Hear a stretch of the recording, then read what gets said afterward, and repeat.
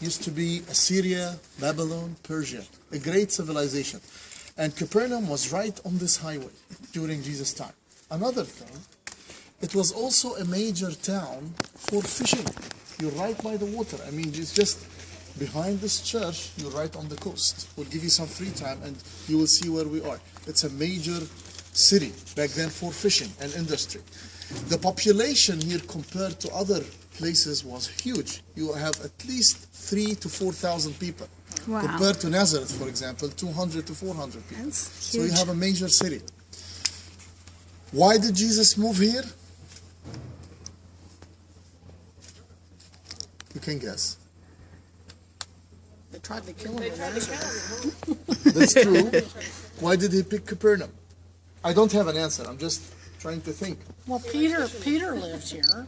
That's true. It seems like most of the apostles that were fishermen, if they lived here, That's true. That's true. But Peter originally was from Bethsaida. Okay. Probably the highway is part of the answer. Maybe Jesus also thought strategically.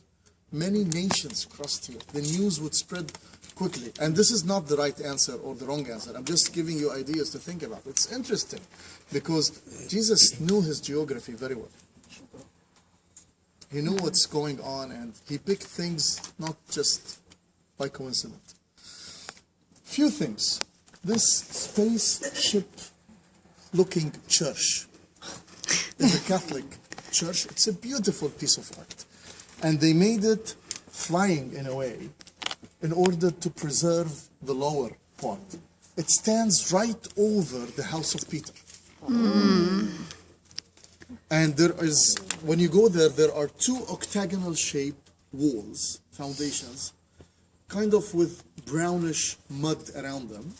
And then below it, there is lower black walls, black stones. The lower black stones is actually Jesus' foundation. Looks exactly the same like these foundations. These are all buildings, actual buildings, floors, walls, windows from Jesus' time. 1st century, everything you see there. So this is only 4th century. But the houses were still used even in the 4th century that were built from the 1st century during Jesus' time. So I would say this is one of the few places we can say definitely Jesus 100% was here. How do we know that's Peter's house? That's a good question. I was saying the same thing. When they excavated the site, they found 2 layers above the 1st century foundations of Byzantine churches. When we say Byzantine, it's 4th, 5th, 6th century. First, those people knew more than we know. They are closer to the time. Second, many writings speaks about the site saying there was a church when I visited. This is 6th century writings. And there was a church there over the house of Peter. So the house of Peter idea is even earlier tradition. And they took tradition from one generation to generation by the word of mouth. So they knew first. Second thing is when the monks, the Franciscan monks excavated the site, they found these nice octagonal shaped walls with a beautiful mosaic floor. Okay, this is 5th, 6th century Byzantine stuff. So the head archaeologist monk decided to actually move the floor. Usually you don't when you find a nice floor, but he decided to move it because he wants to go to the 1st century stuff. He moved the floor, he displayed it on the side, and he went to the 1st century room. He found one single room from the 1st century that is the focus of the 2 octagonal shaped buildings. And on the walls of this room, on the plaster, engraved prayers in the name of Jesus and the name Peter. 1st century. So we have almost the whole package to support this. There isn't anything above this in terms of archaeology. If you find all of these, that's it. You sign. It's Peter's house. So it would be the spot where Jesus healed his mother-in-law, the exact spot just under this building. And then if you come closer this direction, you can imagine the stories that you know. A lot of action happened in Capernaum. You mentioned some of the stories, but like, for example, the call of Matthew. For example, the great speech about the bread of life. It took place here. It's interesting that it took place here. Also a geographical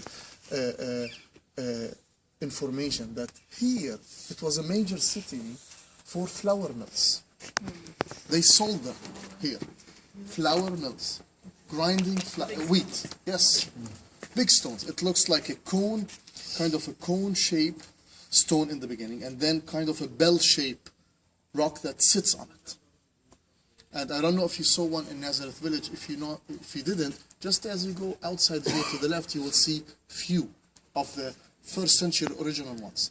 And they are the ones that have two handles. So it's a bell shape. It's like this.